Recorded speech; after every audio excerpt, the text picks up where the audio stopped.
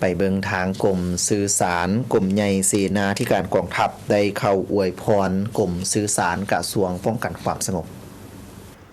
เนื่องในโอกาสวันสร้างตั้งกำลังป้องกันความสงบครบรอบ64 ปีในวันที่9 เมษายน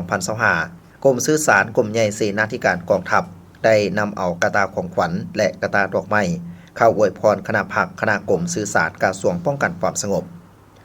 นำพาโดยท่านพลจัตวาสุปันพันธวีหัวหน้ากรมสื่อสารกรมใหญ่เสนาธิการกองทัพพร้อมด้วยคณะ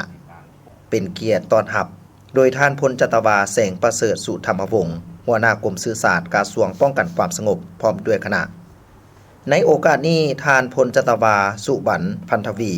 ได้กล่าวแสดงความยอมยอสมเสยต่อกับผลงานและไสยชนะทั่วกำลังป้องกันความสงบสามารถญาติมาได้ตลอดระยะที่ผ่านมาทั้งเป็นกำลังที่เคียงบ่าเคียงไหลกับกองทัพประชาชนลาวปฏิบัติหน้าที่ในการปกปักรักษาความสงบความปลอดภัยให้ทั่วสังคม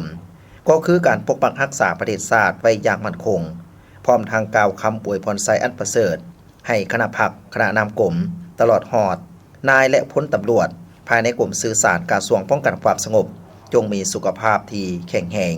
สืบต่อประสานสมทบกับกำลังป้องกันชาติปฏิบัติหน้าที่เวียกงานอันมีเกียรติสง่าที่ภาครัฐและประชาชนได้มอบหมายให้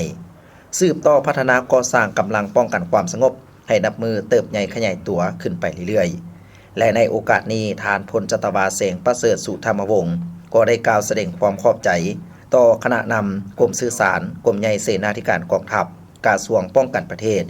ที่เห็นได้ความสำคัญของปันดังกล่าวและได้เข้ามาอวยพรครั้งนี้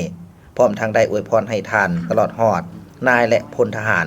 นายและพลตำรวจจงมีสุขภาพที่แข็งแรงพร้อมกันเฮ็ดสำเร็จหน้าที่การเมืองที่มีเกียรติสง่าให้ประสบผลสำเร็จ